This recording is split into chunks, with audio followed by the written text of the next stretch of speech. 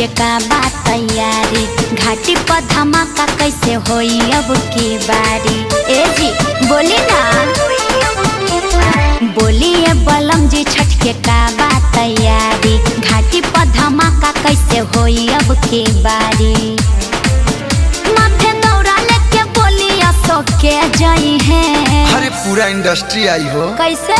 मथवा पर दौड़ा लेके पवन भैया जाई है। अच्छा। कन्हिया पौखिया खेसारी जिले आई है। खेसारी जिले आई है, खेसारी जिले आई है।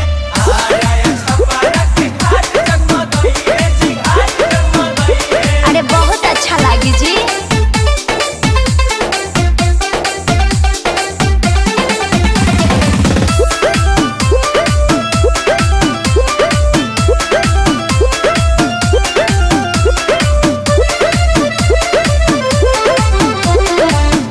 केलाई केरावा के घावत केलाई नसपतिया, केले आई डीजे झालर के सजाई घटिया। रवि किशन जी केरावा ले आई है, निरहू जी घटिया सजाई है। आई बताइए छठी माई के या रघिया के दिवाई है।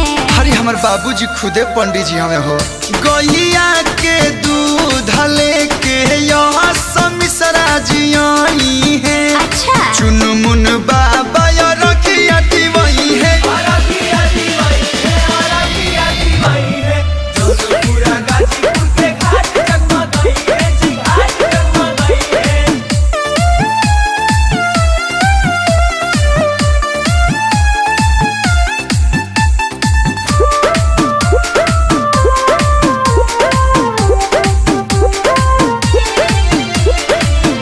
केलाई कलश पदियारी के कोसिया भरवाई हो, छठी माई के भाखल भारा बोली के उतरवाई हो। मनस्ती बाबी जी कल सुपले आई है, अखिलेश जी कोसी भरवाई है। आए कश्यप जी का? छठी मैया के गीत बोली के गई है। बगल में छोरा गाँव भटी ढोरा श्यामाया कहसियापन डीजे बजाई। हाँ तो होई गर्दनो। कलुआ अंतराज गीतिया सुनाई। जिया एहे